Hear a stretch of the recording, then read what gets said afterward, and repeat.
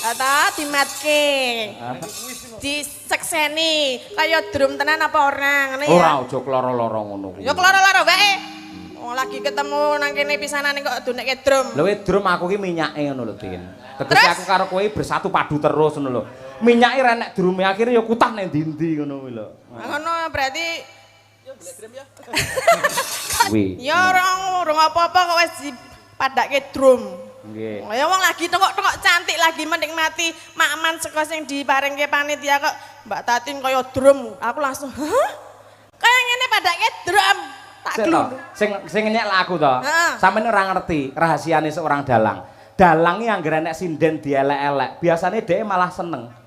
Oh, berarti sengit dulit. Nuwun menika sampun napa jenenge kersa nimbali Tatin sing kaya dream nggih. Matur nuwun Pak Bu, sedayanipun menika nggih nganten iki wujudipun dream ning dandan nganten iki. Aja kloro-loro ngono kuwi lho. Lah ngapa? Mergo kaya dream akhire awakmu viral. Jajal awakmu kuru aking ngono kuwi, malah ora kondang.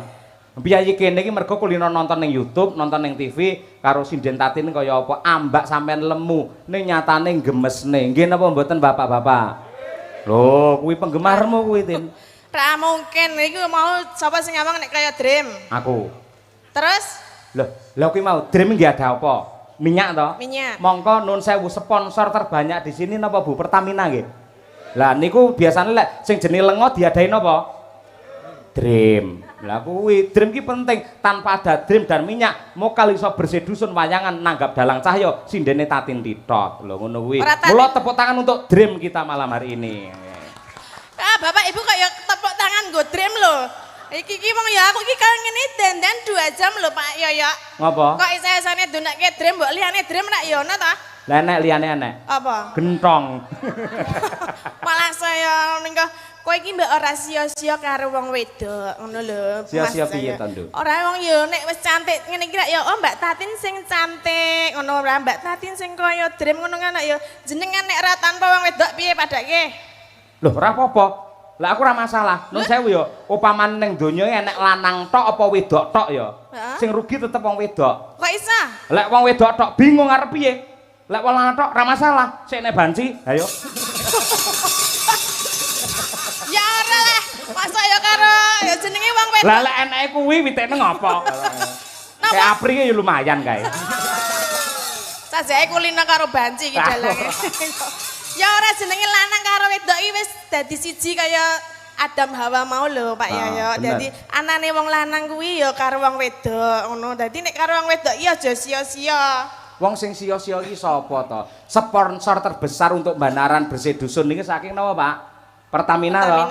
Pertamina niku napa to, Pak? Minyak to? Minyak niku diadain napa? Non? Apa? Drum nek mriki drum. Oh, drum nggih. Drum nggih.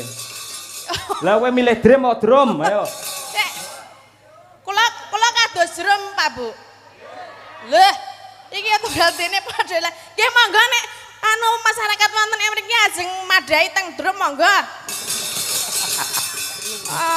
Ya aja mutung ngono kuwi. Lah sampean mumpung ditimbali dipercaya karo Bu Inggi karo panitia masyarakat mriki supaya nglipur piye carane memberi hal yang senang untuk warga masyarakat aja mutung ngono kuwi. Ya aku lek ndule tok gelem sapa sing gelem kaya ngono kuwi. Lah maksudnya? Ya ora iso tegese senengi tegese memberi perhatian khusus kepada sinden itu sendiri. Oh nek jenenge ngono kuwi berarti nek umpamane ngunek-unekke berarti sayang. Murah nyapa kok sayang? Lah piye toh? Jarene kuwi mau piye nek ngunekke ngono piye mau? Perhatian. Perhatian adalah tanda dari Seneng. Berarti jenengan seneng kula. Seneng antarane dalang karo sinden. Tenane. Ya wegah mosok aku gedene semono mlebu ning drum ya gah.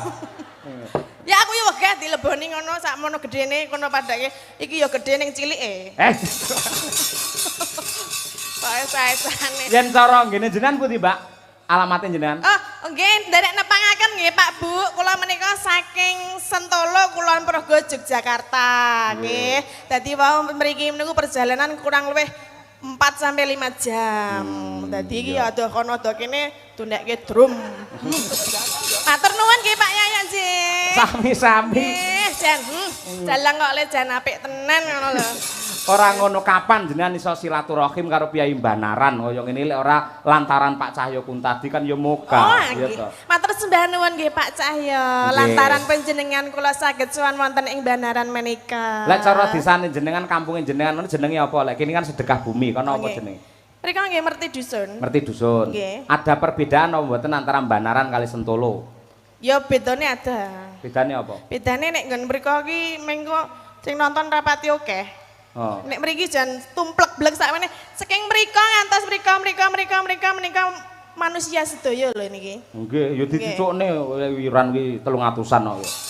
Ora nonton ya rugi. Pinten iurane? Ana sing 300, ana sing 250 kene undha usuk ngono kuwi. Oh. Minim iki 130 ki merem dipek pisan. Niku saking masyarakat nggih. Nggih. Nggih monggo lantaran panjenengan. Nggih. Panjenengan terus kula. Heeh. Kira-kira kinten malam hari ini saya berapa? Lho saru, mosok ngono diomongne nang kene. Alah kok dadi Bu, benjang malih nek menawi ajeng nanggap kula mboten sah liwat dalange nggih. Soale menika guntinge landhepe pol iki. Aku ora gunting, Lah apa? ngelongi. Oh, berarti nek ngelongi jatahku berarti ki wayang gamelan dan sebagainya ki aku yang melu duweni lho. Kok iso? Lah kok nggon aku yang melu mlebu nggonamu? Hah? Nggon piye ta ya? Nggon aku Heeh. mlebu. Hah? Piye, Pak?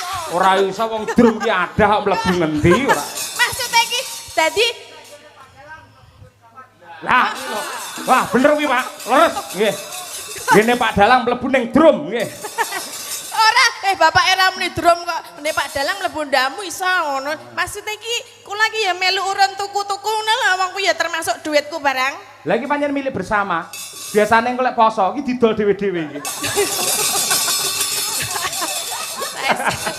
Yo aja ngisen-ngisen ke dalang kondang. Lah aku ki ndek ben entuk saweran pas ning Surabaya ki lho ning nggen apa kae? Nggen Mabes kae entuke dhuwit 10 juta tin. Langsung tak tukokne lemari. Kanca-kanca nggo klambi ae lebokno kene kabeh kaya ngono kuwi. Lah yo sing bener ya ngono kuwi wong milik bersama. Wah iya milik bersama rumah samu piye? Ya jane nek ana sareng ya didumke ben nggo tumbas sapa ngono. Aku suwi-suwi kapok tin nang lantarne awakmu kok undet-undet masalah duit. Aku isin. Lah piye ta? Lah jenengan ra butuh duit. Heh? Ra butuh duit. Ya butuh duit nek diomongne ning kene aku sing malu ora. Lah aku gur ngomong lho, gur ngomong karo masyarakat. Pak Bu, benjang malih nek ajeng ngundang kula ampun lantaran dalange. Meng ngono kok. Margane dalange guntinge. Oh. Bu iki melu sapa to, Bu? Masa ala Tatin teko kene sing nelpone aku mosok muni londap-landep ora. Sing landep iki lambene Tatin kuwi malah. Ya ora, ya pokoknya terima kasih nggih Pak Dalang. Sami-sami. Lantaran panjenengan kula saged sowan wonten mriki duwe sedulur anyar. Sesuk meneh dadi nek wis denarene iki rak ya engko dadi seduluran ngono. Tahun ngarep ganti bintang tamu ya. Ya ganti dalang bareng kok. Aja. Aku iso kok tahun ngarep kuwi. Wis di DP ta? Wis Kowe ora ngerti, tahun wingi iki ganti dalang mergo aku karo kanca-kanca ora iso. Akhirnya balik meneh. Ini tanda cinta kasihnya warga masyarakat Banaran karo Bu iki terhadap Madangkara lho ngono kuwi. Oh, nggih. Saestu ta, Bu? Nggih, mergo Nggih napa mboten, Bu? Nggih. Nggih, Lek dalange pengrawite tetep lek bintang tamune salin-salin ngene. ra apa-apa. Aku sesuk ya arep rene dhewe wis ngerti nggone kok. Rene dhewe rene gamelane rene sing nabuar ngopo? Iya. Nang perapatan jare bapake ngopo nang perapatan? Nggowe ciki-ciki ya, Pak. Nggih. Nah, lek ngono ki mau pamundhute Bu Lurah, Bu Inggi, lek kene istilahé Bu Inggi, Mbak. Oh, Bu Ngersake Inggi. podang kuning. Oh, Lek sampean iki ora. Menika wau bulure namung kertas tok. Enak duwe akeh pancen. Endi? Ning tak dum cah cilik-cilik iki lho pisan. Waduh, balik kele. Lho. Lah Kowe iki jane sinden apa kotak amal ora? Lah ya Cah cilik kok kan tegel. nyuwune kuwi to. Paling ora aku iki nambahi cah cilik-cilik ngono. Alah kok sik ya le aku ora entuk-entuk le, engko entuk tak keke ya. Oh, genah. Bareng saiki cetil ngono ya jiro lu. Cetil. Pani omone cetil ngono. Tak selentik engko. Wah. Ya, piye? Mbak Tatin piye? Piye ora krungu? Kocen heeh. Wong ya ora dikei apa-apa kok wis jejaluk. Kono anteng nang kono ya. Dimatke sik Mbak Tatin sing cantik kaya drum.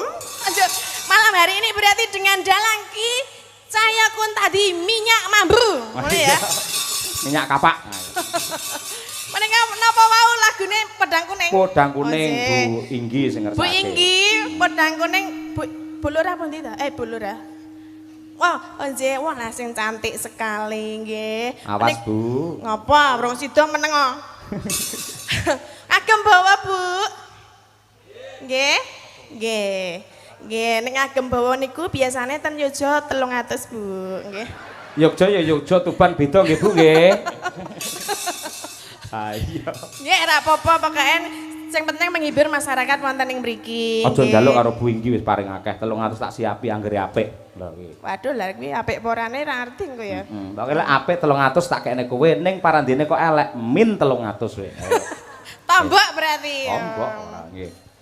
Nggih. Iya, Pedang Kuning. Nadyan wujud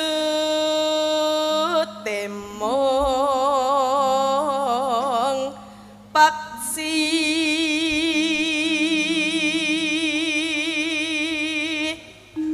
Nano agawe talining berangta.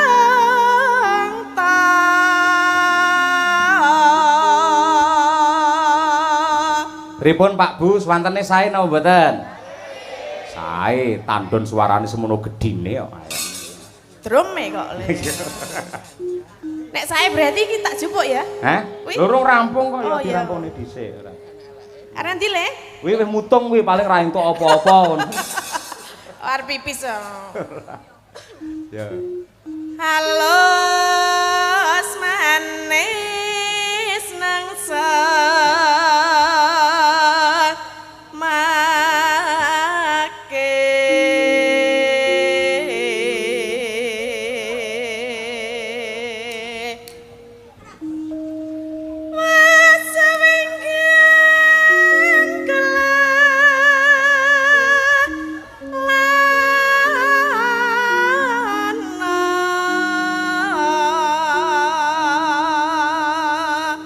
Nonanu goleki si podang jana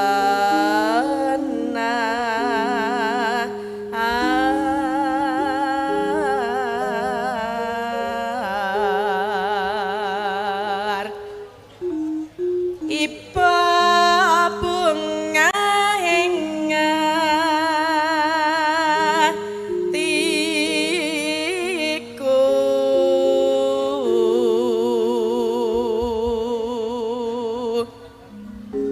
nyanding bisa dadi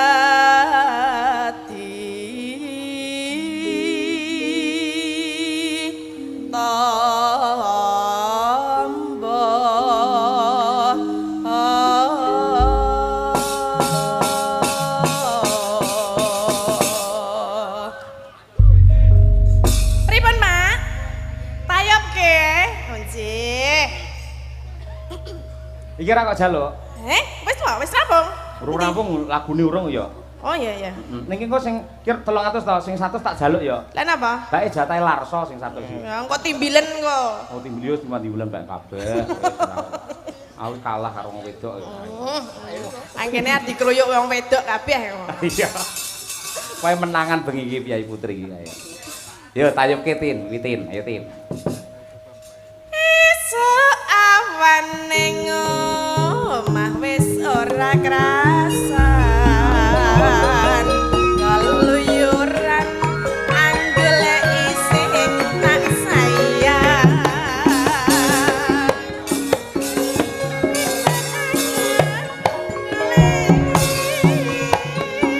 ora krasa esuk awan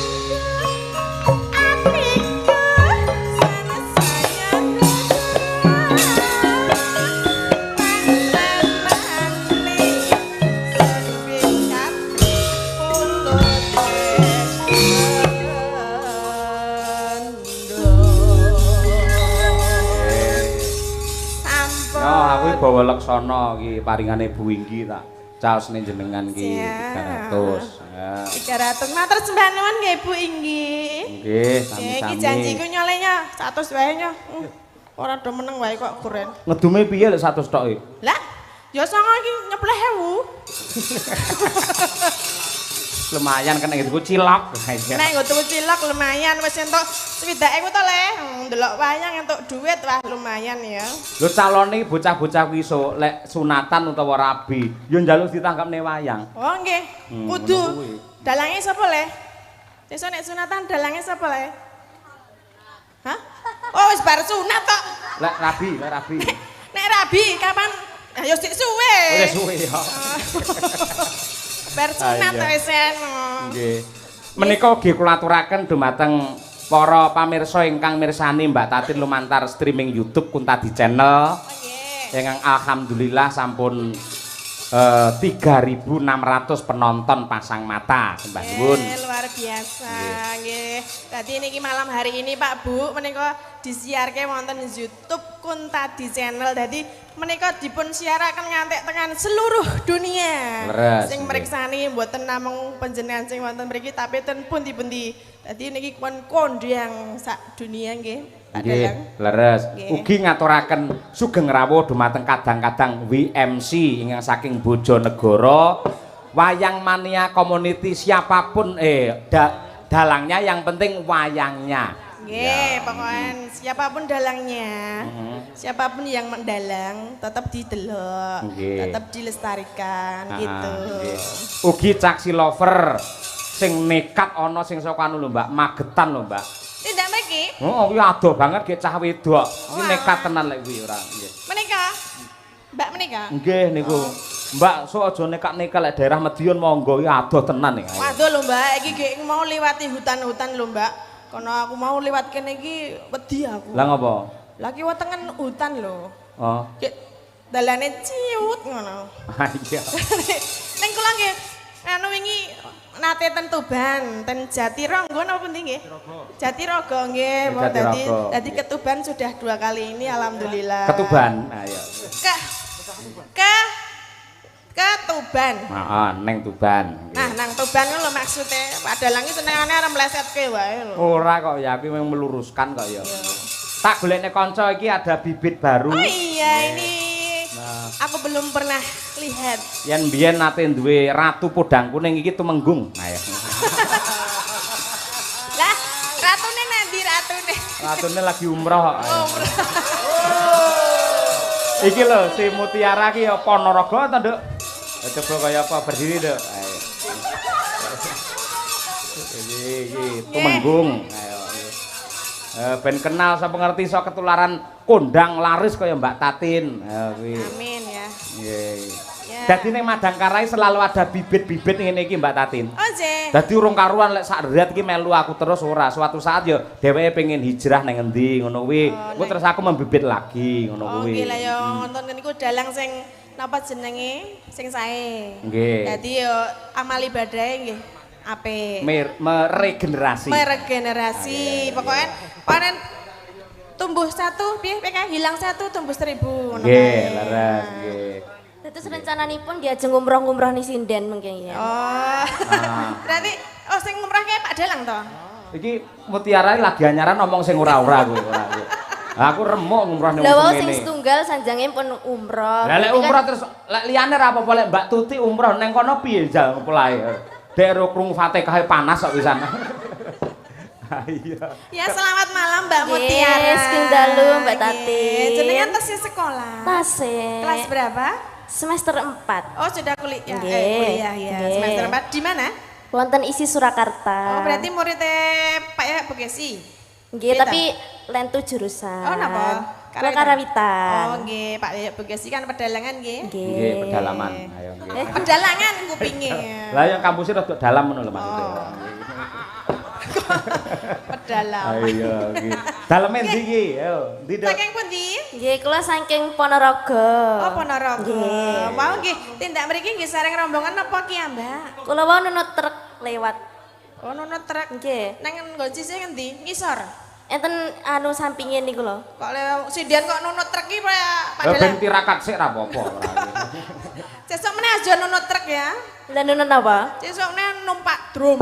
Ewadine suwe lan orane lakune jaman papat kuwi mau ditemtokake dening menungso. Kari menungsone pengin jagat iki rahayu apa pancen pengin rusak-rusakan. Ingkang gunggung kumpule lakune jaman mau yen diringkes dadi sedina sewengi. Tegese yen bengi iku kahanane saya peteng lan saya ndedet mesti wanci awan enggal tumeka satemah dadi padang tetrawangan ingkang ana ya mung bab ingkang mulya lan uga suci Antasena. Punapa pamirah ingsun prihatin waspa kumijil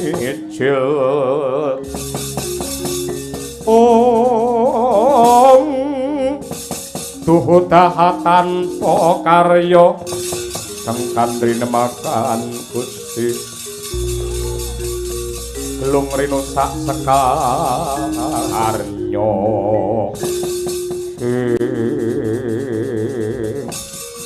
Kanjeng Hyang Baruna banget anggen ngaturake panuwun nadyanto mawis doyong ingkang dadi lekase Antasena ripalungguhan iki banjur gumregah merga pancen aku durung bisa nggagapi kanthi rasa kawicaksanan anggenku nglejah marang dumadine lelakon ing alam padang tetep kowe nyebaro marang kautaman lan rasa asih sarta njejekno adil lan bebener ya nggih aja mung katremapan ana ing samudra mentasa saka segara yektine ora mung samudra sing mbutuhake pengayomanmu nanging daratan ku ya mbutuhake marang Antasena anggene pone yang paring usada kelawan jeneng kita mau ya kuwi ndak sembur nganggo upas kobar wis nyawiji ning anggamu dadi kekuatan ingkang linuwih kanggo srana mbrasta marang angkara murka Antasena.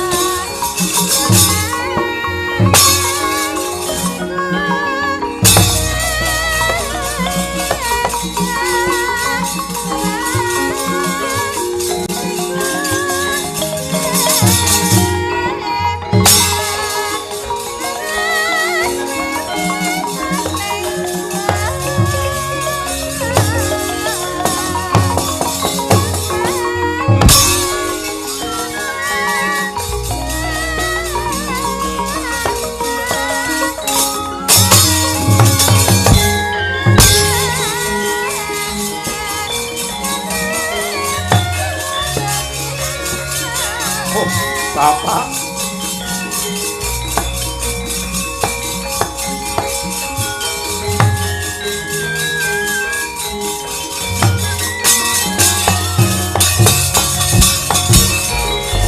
samar pamoring suksma sinuksma ya winah ya ing api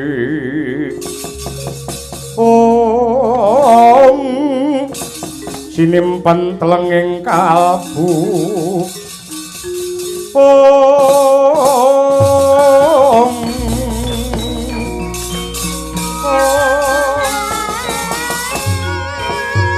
jagat dewa batur ya jagat mangestungkara babar pisan ora nduga mana ingkang katut keseret dening ombak gedhe jebul malah wong tuwa sing ukir marang jiwa ragaku Rama Kyai Werkudara muga-muga ana pitulungan saka Hyang Agung aku diparingi karo Simbah Baruna kadigdayan linuwih upas kobar bisa uga kanggo nglumpuhake mungsuh nanging bisa uga kanggo srana tamba. Muga-muga aku isih duwe kemanden ya merga saka keparenging Pangeran Waluya Jati ya, Pak.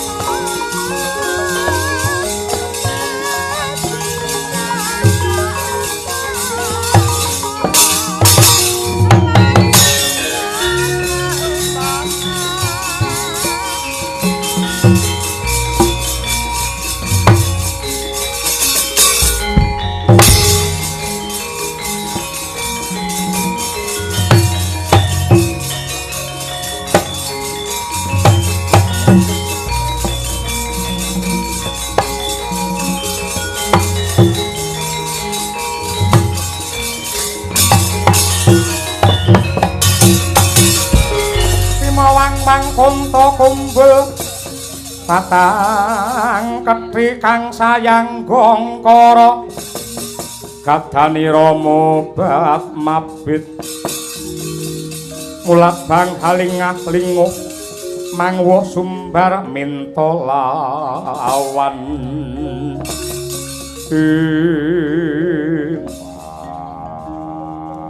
wong edan wong dekling Antasena iya Pak. Syukur bagi 1000 bapak wis waluya. Ya. Kowe sing nulungi aku. Ya lantarane ya kuwi upas kubar. Bapak tek kaya ngono sebabe apa? Ana wujude buta ingkang gegilani gawe rusak ana ing samudra negara Ngamarta nganti buron banyu dontek. Para-para ingkang misaya mina kabeh padha nyingkir kabeh padha wedi. Jenenge sapa? Yen ra kleru jenenge Yuyungkara. Mundur Pak, aku sing ngadepi.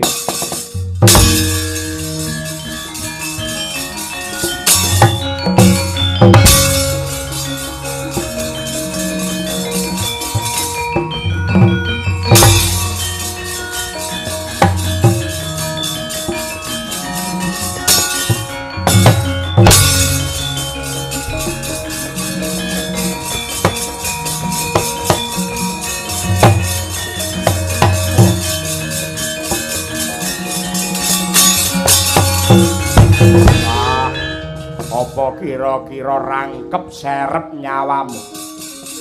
Kudune kowe mudhar parandene malah bendeles kaya mengkono Antasena.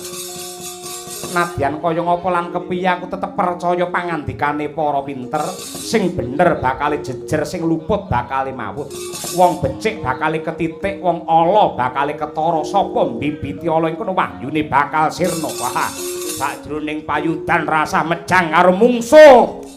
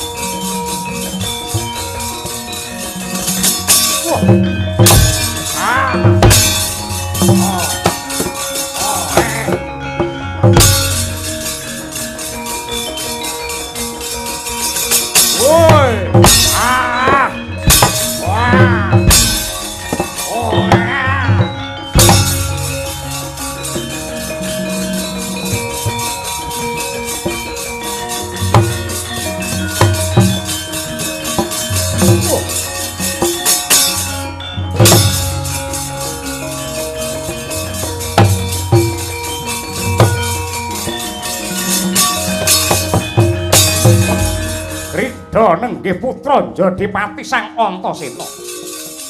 Nadyanto semu kaya kaseser ing yuda. Parandene yektine golek lenane mungsuh. Mangkono sigra mancik wonten pundhakira. Nenggih Sang Yuyungkara miwah Wilkampana. Matek kadigdayan linangkung upas kobar mangkono den tamaken ing yaksa kekalih ambyar dadi lebu.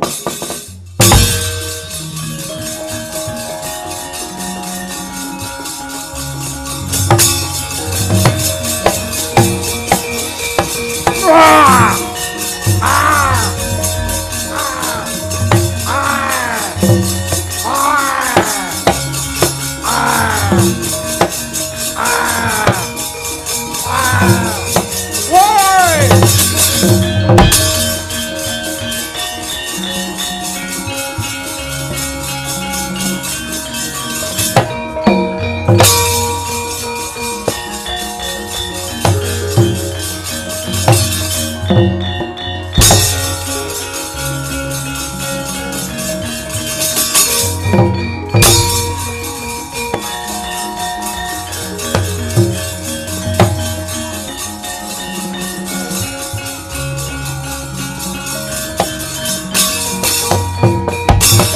Rata laruta godha guru kula yen tanamutusa Sang Sri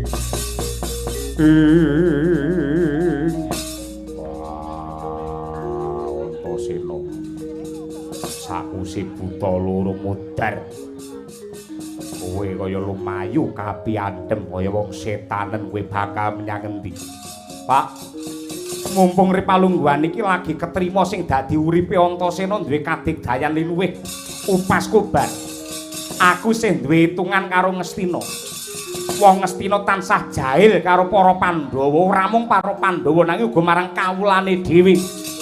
Warga ing negara Ngastina parandene serakah dakah-dakah nyiksa karo wong cilik tanpa ngangge petung nganggo ati ingkang suci. Mula supaya jagat iki tentrem lan rahayu. Duryudana sak antek-antek tak babatane kabeh, Pak.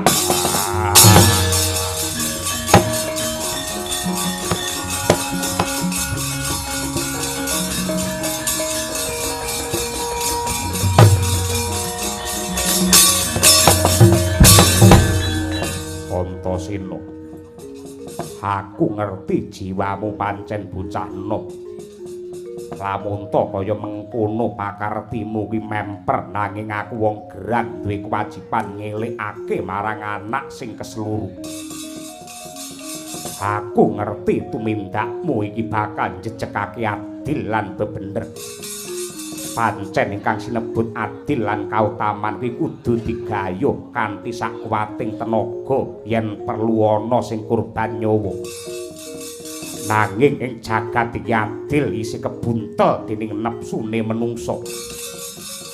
Mula kala mangsa adil sing sejati kuwi ora bisa mawujud merga kabeh menungsa isih goleki adile dhewe-dhewe anut karo mareme rasane dhewe-dhewe. Dene uripe menungsa sing bener kuwi ora mung goleki adil nanging golek ana rasa tentrem lan semelehe pikir. Yen rasane wis legawa yekti adil kang sejati bakal ndok tampa. Lan ing donya yektine kowe langka bisa antuk adil. Yen njaluk adil ngentenono besok lamun to wis sumewa ana ngarsane Gusti ingkang nyipta jagat. Menungsa bakal weruh lan ngunduh pengadilan sing nyata. Mula Ripalungguhan iki aja kebangetan anggenmu golek adil. Yektine adil bisa ndok tampa lamun to rasamu legawa gedhekake rasa panarima aja aneh-aneh.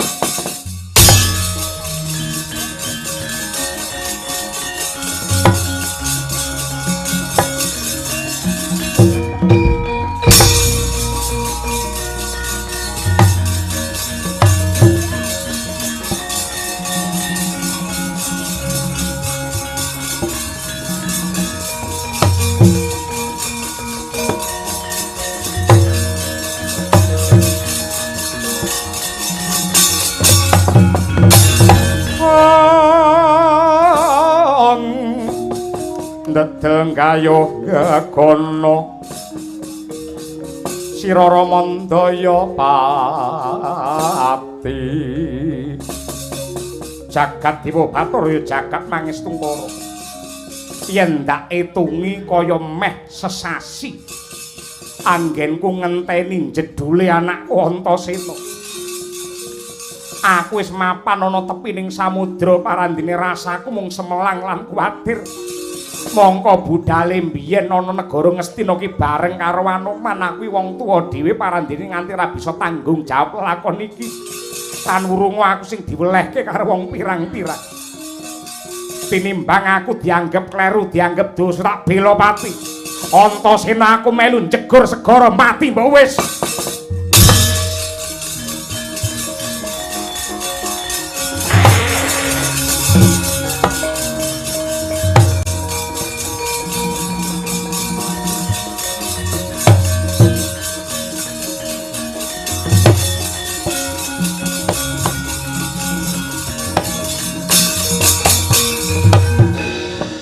arep nyapa Pakdi arep njegur segara adem yaine njegur segara ora lho Antasena wis walaya jati temah mulya iya pangestune Pakdi Anoman wis walaya lha sok bareng karo Werkudara apa Yayi Werkudara golek Sang Dewa Ruci meneh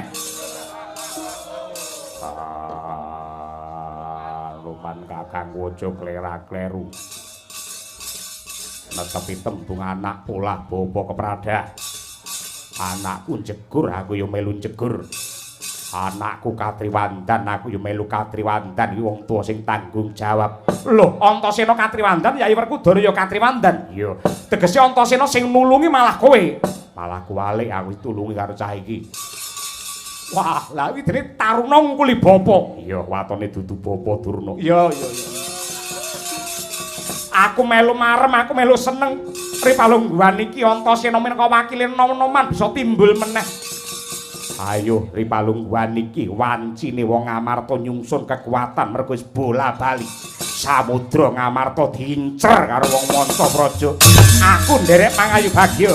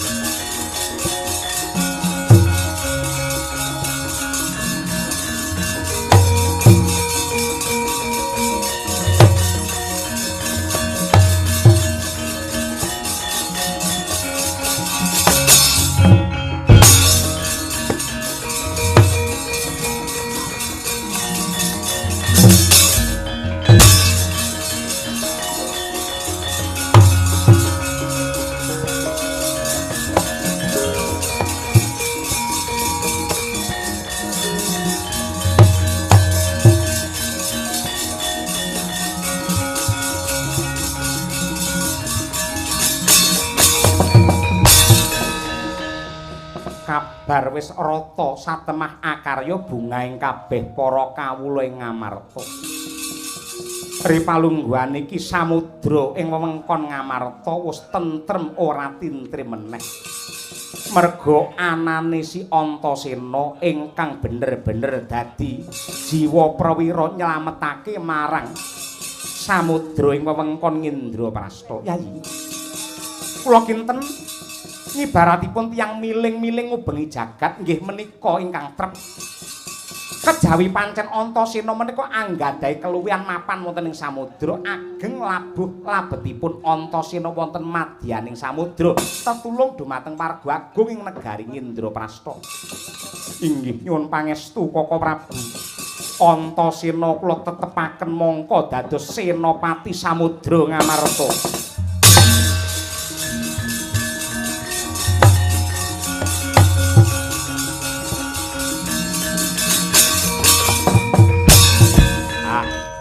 Kula nderek mangayu bagya sinuwun. Ripalungguhan samangke sampun jangkep. Senopati ingkang mapan wonten ing akasa Ndara Gatotkaca, senopati ingkang mapan wonten ing daratan nenggih Ndara Antareja, senopati ingkang mapan wonten samudra nenggih pun Ndara Antasena, pulisi Ngamarta dipun pandhegani kaliyan Wisanggeni.